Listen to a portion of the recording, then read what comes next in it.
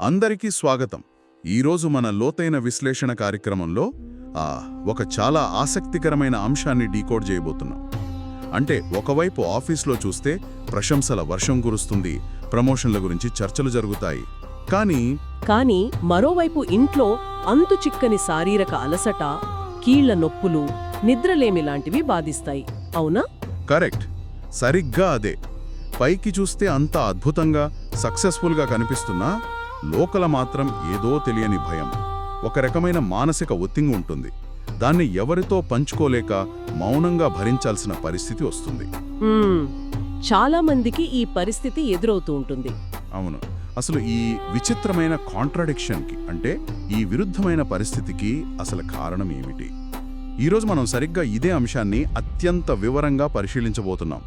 మన ముందున్న జ్యోతిష్య, ఆధ్యాత్మిక మూలాల ఆధారంగా 2026 మే 17 నుండి 24 వరకు మకర రాశి వారికి, అంటే ఉత్తరాషాఢ 2, 3, 4 పాదాలు, శ్రవణ నక్షత్రం, అలాగే ధనిష్ట 1, 2 పాదాలకు చెందిన వ్యక్తుల జీవితాల్లో జరగబోయే పరిణామాలను డీకోడ్ చేద్దాం. ఖచ్చితంగా.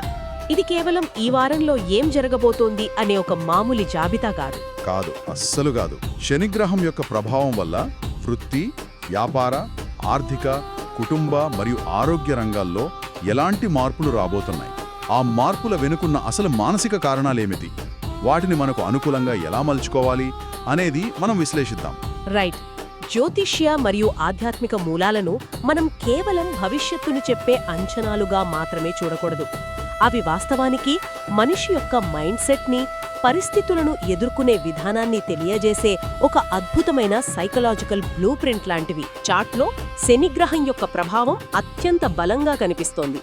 ఇక్కడ మనం గమనించాల్సిన విషయం ఏంటంటే, మూలాల్లో ఉన్న సమాచారం కేవలం తెలుసుకోవడం కోసం కాదు, దాన్ని ఆచరణలో పెట్టినప్పుడే నిజమైన విలువ ఉంటుంది. అంటే సవాళ్లను ఒక అడ్డంకిగా కాకుండా భవిష్యత్తుకు పునాదిగా చూడాలి అంటారు. ఖచ్చితంగా. భయపడకుండా దాన్ని ఒక బలమైన అవకాశంగా ఎలా మలుచుకోవాలో మనం ఇక్కడ మాట్లాడుకోబోతున్నాం. సరే, దీన్ని మరింత లోతుగా విశ్లేషిద్దాం. మూలాల ప్రకారం చూస్తే ఈ వారమంతా ప్రధానంగా బాధ్యతలు, కఠినమైన క్రమశిక్షణ, దీర్ఘకాలిక ప్లానింగ్ చుట్టూనే తిరుగుతుందని తెలుస్తోంది. ఏ పని చేసినా విపరీతమైన జాగ్రత్త, స్థిరత్వం అవసరం.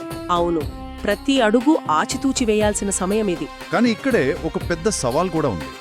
పనులు చాలా నెమ్మదిగా కదులుతాయని మనకి మూలాలు చెబుతున్నాయి. దీనికి నాకు ఉదాహరణ గుర్తొస్తోంది. ఈ శని ప్రభావం అనేది ఒక పెద్ద ఆకాశహర్మ్యానికి, అంటే ఒక అతిపెద్ద స్కై స్క్రాపర్కి పునాది తవ్వడం లాంటిదనిపిస్తుంది. ఓహో, స్కై స్క్రాపర్కి పునాది. ఇంట్రెస్టింగ్ పోలిక. అవును, చూడండి, పునాది కోసం నేల కింద చాలా లోతుగా తవ్వుతూ ఉంటారు కదా. చుట్టూ మట్టి, దుమ్ము తప్ప బయటికి ఏమీ కనిపించదు. బయట నిలబడి చూసేవారికి అసలు పని ఏమీ జరగట్లేదేమో, అంతా ఆగిపోయిందేమన్న ఫీలింగ్ వస్తుంది. అంటే పైకి ప్రోగ్రెస్ ఏమీ కనిపించదు. కరెక్ట్. కానీ లోపల మాత్రం ఆ భవనానికి ప్రాంగమైన పునాది అత్యంత బలంగా నిర్మితమవుతూ ఉంటుంది కదా. భవిష్యత్తులో వచ్చే తుఫాన్లను తట్టుకుని ఆ భవనం నిలబడాలంటే ఆ పునాదే బలం. కానీ ఫలితాలు వెంటనే కళ్ళెదుట కనిపించకపోవడం వల్ల, ఆ భారాన్నంతా మౌనంగా మోయడం వల్ల వచ్చే మానసిక ఒత్తిడిని ఎలా జయించాలి అంటారు? మీరు చెప్పిన ఈ పునాది ఉదాహరణ ఆ 100% ప్రస్తుత పరిస్థితికి కరెక్ట్గా సరిపోతుంది. శనిగ్రహం ఎప్పుడూ ఒక కఠినమైన క్రమశిక్షణను కోరుకుంటుంది. అది మనల్ని నిరంతరం పరీక్షించే ఒక స్ట్రిక్ట్ టీచర్ లాంటిదన్నమాట. అంటే రిజల్ట్ రావడం లేట్ అవుతుంది, రైట్? అవును. పనులు ఆలస్యమైనా సరే వాటి ఫలితం దీర్ఘకాలం పాటు స్థిరంగా ఉండాలన్నదే దాని లక్ష్యం. ఇక్కడ మానసిక ఒత్తిడి ఎందుకొస్తోందో మనం అర్థం చేసుకోవాలి. మనం ఎప్పుడూ పనులు ఫాస్ట్గా అయిపోవాలి, రిజల్ట్స్ వెంటనే కనిపించాలి అని ఆశిస్తాం. అవును, ఇన్స్టెంట్ రిజల్ట్స్ కావాలి అందరికీ. అదే సమస్య. గ్రహస్థితి ఏమో మనల్ని నెమ్మదించమని, వేగాన్ని తగ్గించి క్వాలిటీ మీద ఫోకస్ చెయ్యమని చెబుతోంది. ఆ రెండు ఆలోచనల మధ్య జరిగే ఘర్షణే ఈ టెన్షన్కి అసలు కారణం. అంటే అన్ని పనులు మనమే చేసేయాలి, రెస్ట్ తీసుకోకూడదు అనుకోవడం వల్ల ఒత్తిడి పెరుగుతుంది. కరెక్ట్. ఏమాత్రం విశ్రాంతి తీసుకోకుండా ఎప్పుడూ ఫ్యూచర్ గురించి ఆందోళన పడుతూ ఉండటం వల్లే ఈ భారం పెరుగుతోంది. దీన్ని నివారించడానికి ఉన్న ఒకే మార్గం ఆ పునాది వేసే ప్రాసెస్ని నమ్మడం. పనులు నెమ్మదిగా జరుగుతున్నాయని కంగారు పడకుండా సమయానికి రెస్ట్ తీసుకోవడం చాలా ముఖ్యం. రైట్.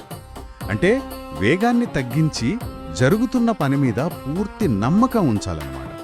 సరే, పునాదులు వేసుకోవడం గురించి మాట్లాడుకున్నాం కదా. ఇప్పుడు ఆ పునాదులు ఆర్థికంగా, వృత్తిపరంగా ఎలాంటి లాభాలను తీసుకురాబోతున్నాయో చూద్దాం. తప్పకుండా. కెరీర్ పరంగా ఈ వారం చాలా కీలకం కాబోతుంది. మూలాలను గమనిస్తే ఉద్యోగస్తులకు బాధ్యతలు విపరీతంగా పెరిగినప్పటికీ వాళ్లు పడుతున్న కష్టానికి అధికారుల నుంచి ప్రశంసలు దక్కుతాయనుంది. ప్రమోషన్ లేదా జాబ్ చేంజ్ అవకాశాలు కూడా బలంగా ఉన్నాయి. అవును, శ్రమకు తగ్గ గుర్తింపు ఖచ్చితంగా వస్తుంది. ఇక వ్యాపారం విషయానికొస్తే ముఖ్యంగా కన్స్ట్రక్షన్, ఇనుము వ్యాపారం, ప్రభుత్వ కాంట్రాక్టులు, వ్యవసాయం, రియల్ ఎస్టేట్ రంగంలో లాభాలొస్తాయనుంది. ఆర్థికంగా చూస్తే ఎప్పటినుంచో ఉన్న పాత బాకీలు వసూలవుతాయి. ఆస్తి విషయాల్లో కూడా పురోగతి ఉంటుంది. ఇవన్నీ స్థిరమైన రంగాలు కదా, అందుకే శని ప్రభావం వీటికి బాగా కలిసొస్తుంది. కానీ ఇక్కడే నాకొక చిన్న సందేహం వస్తుంది. మనం రాత్రింబవళ్ళు కష్టపడుతున్నాం, దానికి ప్రతిఫలంగా పాత బాకీలు వస్తున్నాయి, అదనపు ఆదాయం వస్తుంది. అలాంటప్పుడు ఆ డబ్బును కాస్త మన సంతోషం కోసం ఖర్చు చేయాలనే కోరిక రావడం సహజం కదా. చాలా సహజం. డబ్బు రాగానే ఖర్చు చేయాలనిపిస్తుంది. మరి అలాంటప్పుడు మూలాలు మాత్రం అనవసర ఖర్చులు అసలు చెయ్యవద్దని, ముఖ్యంగా ఇతరుల కోసం అప్పులు తేవద్దని, ఎవరికీ గ్యారంటీలు ఇవ్వొద్దని ఎందుకు అంత కఠినంగా హెచ్చరిస్తున్నాయి? ఇది కొంచెం విరుద్ధంగా అనిపించడం లేదా? లేదు, దీని వెనుక ఒక బలమైన సైకలాజికల్ మరియు ఆర్థిక కారణముంది. ఒక వ్యక్తికి అకస్మాత్తుగా చేతికి డబ్బు వస్తున్నప్పుడు వారి మైండ్లో ఒక ఫాల్స్ సెన్స్ ఆఫ్ సెక్యూరిటీ ఏర్పడుతుంది. అంటే మన దగ్గర చాలా డబ్బు ఉందన్న భ్రమ. కరెక్ట్. కానీ ఇందాకే మనం అనుకున్నాం కదా, ఇది పునాదులు వేసే సమయమని.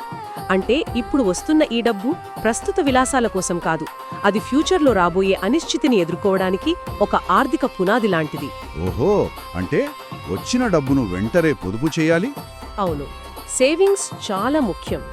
దీర్ఘకాలిక పెట్టుబడులు అంటే లాంగ్ టర్మ్ ఇన్వెస్ట్మెంట్స్ మాత్రమే స్థిరమైన లాభాన్ని ఇస్తాయి. ఇక ఇతరుల కోసం అప్పులు చెయ్యడం లేదా గ్యారంటీలు ఇవ్వడం విషయానికొస్తే, శని ప్రభావం ఉన్నప్పుడు ఇతరుల బాధ్యతను మనం నెత్తిలా వేసుకుంటే ఆ భారం శాశ్వతంగా మనమీదే పడే ప్రమాదముంది. బాబోయ్, అంటే వానకాలమంతా మనమే గొడుగు పట్టాల్సిన పరిస్థితి వస్తుందన్నమాట. కరెక్ట్గా చెప్పారు. అందుకే ఆ రూల్ ఈ వారంలో అంత కీలకం. అద్భుతమైన వివరణ. డబ్బును చూసి టెంప్ట్ అవ్వకుండా చాలా తెలివిగా అడుగులు వేయాలి. సరే, వృత్తిపరమైన బాధ్యతలు అందరికీ ఒకేలా ఉండవు కదా. వివిధ వర్గాల వారిపై దీని ప్రభావం ఎలా ఉండబోతుందో ఒకసారి చూద్దాం. తప్పకుండా. ఒక్కొక్క వర్గానికి ఒక్కో రకమైన ఫలితాలుంటాయి. ముఖ్యంగా మహిళల విషయంలో చాలా పాజిటివ్ మార్పులు కనిపిస్తున్నాయి. గృహిణులకు ఇంట్లో గౌరవం, ప్రశంసలు పెరుగుతాయి. కుటుంబంలో వాళ్ల మాటకు బాగా వాల్యూ ఉంటుంది. ఇక ఉద్యోగ మహిళలకైతే ప్రమోషన్ ఖర్చులు కూడా జరుగుతాయి. అవును, ఇది వాళ్ల ప్రతిభకు దక్కే గుర్తింపు. విద్యార్థులకు కూడా ఏకాగ్రత పెరిగి కాంపిటేటివ్ ఎగ్జామ్స్లో మంచి పురోగతి కనిపిస్తుంది. గురువుల సపోర్టు దొరుకుతుంది. యువతకు టెక్నికల్ రంగాల్లో మంచి అవకాశాలున్నాయి. విదేశాలకు వెళ్లాలనుకునే వాళ్ల వీసా పనులు కూడా కదులుతాయి. ఇవన్నీ చాలా పాజిటివ్ సైన్స్. కానీ ఇక్కడ ఒక విషయం నన్ను ఆలోచింపజేస్తోంది. మహిళలకు గౌరవం, ప్రశంసలు పెరగడం సంతోషకరం. కానీ మూలాల్లోనే మరొక వైపు వాళ్లకు బాధ్యతలు విపరీతంగా పెరిగిపోయి అలసట, కీళ్ల నొప్పులు, నిద్రలేమి లాంటి సమస్యలు వస్తాయని హెచ్చరిస్తున్నారు. ఈ కాంట్రడిక్షన్ ని మనం అర్థం చేసుకోవాలి. అదే, ఒకవైపు ప్రశంసలు, మరోవైపు ఇంత శారీరక ఇబ్బందులు. ఈ రెండింటి మధ్య బ్యాలెన్స్ అసలు ఎలా సాధ్యం? సైకలాజికల్ కోణంలో దీని వెనుక ఒక పెద్ద ఆంతర్యం ఉంది చూడండి. ఒకరికి, ముఖ్యంగా మహిళలకు ప్రశంసలొస్తున్నప్పుడు, అబ్బో ఆమె అన్ని చాలా పర్ఫెక్ట్గా చేయగలదు అనే గుర్తింపు వచ్చినప్పుడు ఆ ఇమేజ్ని కాపాడుకోవాలనే ఒక అదృశ్యమైన మానసిక ఒత్తిడి వారిపై పడుతుంది. ఓహో, అంటే ఆ ఎక్స్పెక్టేషన్స్ రీచ్ అవ్వాలి అని. అవును, నన్ను ఇంతగా మెచ్చుకుంటున్నారు కాబట్టి నేను ఇంకా ఎక్కువ కష్టపడాలి అని తమ శారీరక సామర్థ్యాన్ని మించి పనిచేస్తారు. రెస్ట్ తీసుకోవడం అంటే ఒక నేరం అన్నట్లు ఫీల్ అవుతారు.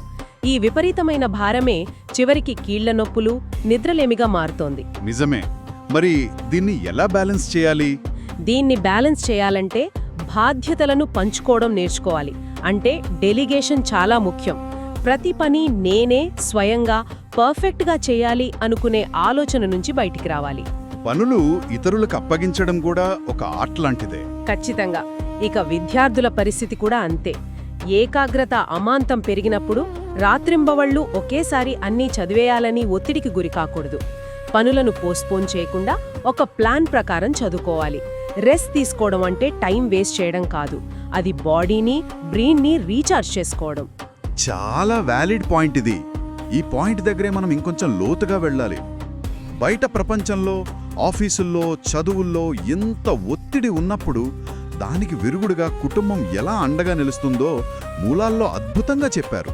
అవును, ఈ వార్యం ఫ్యామిలీ సపోర్ట్ అనేది వాళ్లకు అతిపెద్ద బలం.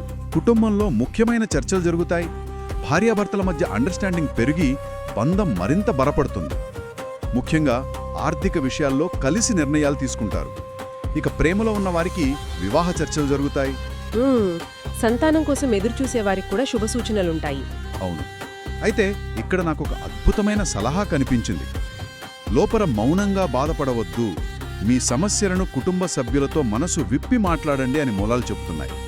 ఇందాక మనం మాట్లాడుకున్న కీళ్ల నొప్పులు, నిద్రలేమికి ఈ మానసిక మౌనానికి ఏదైనా సైంటిఫిక్ కనెక్షన్ ఉందంటారా? మీరు కరెక్ట్ పాయింట్ క్యాచ్ చేశారు. మన శరీరం, మన మనసు రెండు వేర్వేరు కాదు. కమ్యూనికేషన్ అంటే ఫ్యామిలీతో మాట్లాడటం అనేది కేవలం మాటలు కాదు, అది ఒక ఎమోషనల్ రిలీజ్. అంటే లోపల దాచుకున్నది బయటకు చెప్పేయడం. అవును, మనం ఆఫీస్లో టెన్షన్స్ని కానీ, ఆర్థిక భయాలను కానీ బయటకు చెప్పకుండా మౌనంగా అణిచివేసుకున్నప్పుడు ఆ ఒత్తిడి నేరుగా మన కండరాల మీద, నాడీ వ్యవస్థ మీద పడుతుంది. అదే మనకు తీవ్రమైన కీళ్ల నొప్పులుగా, నిద్రలేమిగా మారుతుంది. ఓహో, అలా కూడా జరుగుతుందా? అవునండి. అందుకే మాట్లాడండి, మౌనంగా భరించకండి అని అంత స్పష్టంగా చెప్పారు. మీ సమస్యలను పంచుకోవడం వల్ల మైండ్లో ఉన్న భారం సగానికి సగం తగ్గిపోతుంది. 1, ఒత్తిడి తగ్గి బాడీ రెస్ట్ తీసుకుంటుంది. 2, మీ ఫ్యామిలీ మెంబర్స్కి మీ మీద నమ్మకం పెరిగి బంధాలు మరింత బలపడతాయి. రైట్. అందుకే యోగా, వాకింగ్ లాంటివి కూడా సజెస్ట్ చేస్తుంటారు. ఖచ్చితంగా. ఉదయం పూట తేలికపాటి వ్యాయామాలు మనసును, శరీరాన్ని బ్యాలెన్స్లో ఉంచుతాయి. వండర్ఫుల్. అంటే మాట్లాడటం అనేది ఒక గొప్ప థెరపీ అన్నమాట. అయితే ఈ సమస్యలు, మానసిక విశ్లేషణ తెలుసుకున్న తర్వాత నెగటివ్ ఎనర్జీని తగ్గించుకోవడానికి కొన్ని ప్రాక్టికల్ గైడ్లైన్స్ కూడా మూలాల్లో ఉన్నాయి కదా? అవును, ఈ వారానికి అదృష్ట రంగులు, సంఖ్యలు కూడా సూచించారు. వాటిని చూస్తే అదృష్ట రంగులుగా నీలం, నలుపు, తెలుపు మరియు డార్క్ గ్రీన్ రంగులను సూచించారు. ఈ రంగులు స్థిరత్వాన్ని, ప్రశాంతతను ఇస్తాయని ఉంది. అలాగే లక్కీ నెంబర్స్ 4, 8, 9. పూజా విధానం కూడా చాలా నిర్దిష్టంగా చెప్పబడింది. అవును, శనివారం రోజున శనిదేవుడికి నువ్వుల నూనె దీపం, నల్ల నువ్వుల దానం, అలాగే ఓం శనైశ్చరాయ నమః అనే మంత్రాన్ని ఖచ్చితంగా 108 సార్లు జపించాలి అని ఉంది. మంగళవారం ఆంజనేయ స్వామికి వడమాల, హనుమాన్ చాలీసా. గురువారం వెంకటేశ్వర స్వామికి తులసి దళాలు సమర్పించాలి. వీటన్నిటితో పాటు గుడికి వెళ్లడం, అన్నదానం చేయడం కూడా ఉన్నాయి కదా? అవును, వారంలో 2-3 సార్లు గుడికి వెళ్లడం, ముఖ్యంగా నవగ్రహాల చుట్టూ 11 ప్రదక్షిణలు చేయడం. ఇక్కడ నేను ఒక ప్రశ్న అడగాలనుకుంటున్నాను. ఈ రోజుల్లో ఒక మంత్రాన్ని 108 సార్లే జపించాలి లేదా 11 ప్రదక్షిణలే చేయాలి అని చెబితే దీన్ని మూఢనమ్మకంగా కొట్టిపారేసే అవకాశం ఉంది కదా? చాలా మంది అలానే అనుకుంటారు. మరి నిర్దిష్టమైన నంబర్స్కి, మన రోజువారీ లైఫ్లో చేసే ఒత్తిడికి ఏదైనా సైంటిఫిక్ లేదా సైకలాజికల్ కనెక్షన్ ఉందా? ఇది నిజంగా ప్రతి ఒక్కరూ తెలుసుకోవాల్సిన పాయింట్. మనం వీటిని కేవలం పాతకాలపు ఆచారాలుగా చూస్తాం, కానీ దీని వెనుక లోతైన సైకాలజీ ఉంది. 108 సార్లు జపించడం లేదా 11 సార్లు లెక్కపెట్టుతూ ప్రదక్షిణ చేయడం అనేవి ఒక రిపిటేటివ్ యాక్షన్స్. అంటే ఒకే పనిని మళ్ళీ మళ్ళీ చేయడం. అవును, ఎప్పుడైతే ఎంతో శ్రద్ధగా లెక్క పెట్టుకుంటూ ఒక పని చేస్తారో మీ మైండ్లో మిమ్మల్ని ఇబ్బంది పెడుతున్న ఇతర ఆలోచనలన్నీ ఆగిపోతాయి. ఫోకస్ అంతా ఆ క్షణం మీద, ఆ లెక్కింపు మీద నిలుస్తుంది. ఇది ఖచ్చితంగా ఒక అద్భుతమైన మెడిటేషన్. ఓహో, అంటే ఇది ఫోకస్ పెంచే ఒక టెక్నిక్ అన్నమాట. అవును. శనిగ్రహం మన నుంచి ఏం కోరుకుంటోంది? కఠినమైన క్రమశిక్షణ, అంతులేని ఓర్పు. ప్రతిరోజు ఇలా నిర్దిష్ట సంఖ్యలో పూజా విధానాలు పాటించడం వల్ల ఆ డిసిప్లిన్ మన మైండ్లో ఒక ప్రోగ్రాం లాగా సెట్ అయిపోతుంది. అది ఆఫీస్లో, వ్యాపారంలో మనం తీసుకునే నిర్ణయాలపై పాజిటివ్ ఎఫెక్ట్ చూపిస్తుంది. మరి ఆ రంగుల సంగతి ఏంటి? ఆ ముదురు రంగులైన నలుపు, నీలం ఇవి కాంతిని తమలోకి గ్రహిస్తాయి. అవి చూసినప్పుడు మన బ్రెయిన్కి ఒక రకమైన గ్రౌండింగ్ ఎఫెక్ట్, అంటే గందరగోళం లేని మానసిక స్థిరత్వం వస్తుంది. అద్భుతం. మనం గుడ్డిగా ఫాలో అయ్యే ఆచారాల వెనుక ఇంత గొప్ప సైకలాజికల్ రీజన్ ఉందన్నమాట. ఇది నిజంగా ఒక కనువిప్పు. ఇక ఈ లోతైన విశ్లేషణను ముగించే సమయం ఆసన్నమైంది. అవును, ఒక్కసారి మొత్తం సారాంశం చూద్దాం. 2026 మే 17 నుండి 24 వరకు మకర రాశి వారి ప్రయాణం, పనులు నెమ్మదిగా విసుగు తెప్పించేలా మొదలైన అవి భవిష్యత్తులో ఒక బలమైన ఆర్థిక వృత్తిపరమైన పునాడిగా మారబోతున్నాయి. అంటే ఆ స్కై స్క్రాపర్ పునాదిలాగా. ఖచ్చితంగా. ఈ వారానికి గుర్తుంచుకోవాల్సిన 4 స్తంభాలు: క్రమశిక్షణ, కుటుంబ సభ్యులతో మనసు విప్పి మాట్లాడటం, ఆరోగ్యాన్ని పాడు చేసుకోకుండా విశ్రాంతి తీసుకోవడం, మరియు దైవభక్తి ద్వారా మానసిక ఏకాగ్రతను పెంచుకోవడం. అవును, ప్రతి ఆలస్యం వెనుక భవిష్యత్తును నిర్మించే అవకాశం ఉందని అర్థం చేసుకోవాలి. ఆ నెమ్మదితనాన్ని యాక్సెప్ట్ చేసి మన ప్రయత్నం మనం నిజాయితీగా చేయడమే ముఖ్యం. ముమ్మాటికి నిజం. అయితే ముగించే ముందు వినేవారికి ఒక చిన్న ఆలోచన. ఈ విశ్లేషణ అంతా విన్న తర్వాత నాకు బలంగా అనిపించిన విషయం ఏంటంటే, శని ప్రభావం మనకు ఆలస్యమైన అత్యంత స్థిరమైన ఫలితం వస్తుంది అని నేర్పుతోంది. అంటే డిలేడ్ గ్రాటిఫికేషన్ అన్నమాట. కరెక్ట్. తాత్కాలిక ఆనందాన్ని పక్కన పెట్టి దీర్ఘకాలిక లక్ష్యం కోసం ఓపికగా ఎదురుచూడటం. మరి ఈ ఒక్క వారానికే కాకుండా మన జీవితంలోని అతిపెద్ద లక్ష్యాలను సాధించడానికి కూడా ఈ నెమ్మది మరియు స్థిరత్వం అనే ఫార్ములాను శాశ్వతంగా ఎలా అలవర్చుకోవాలి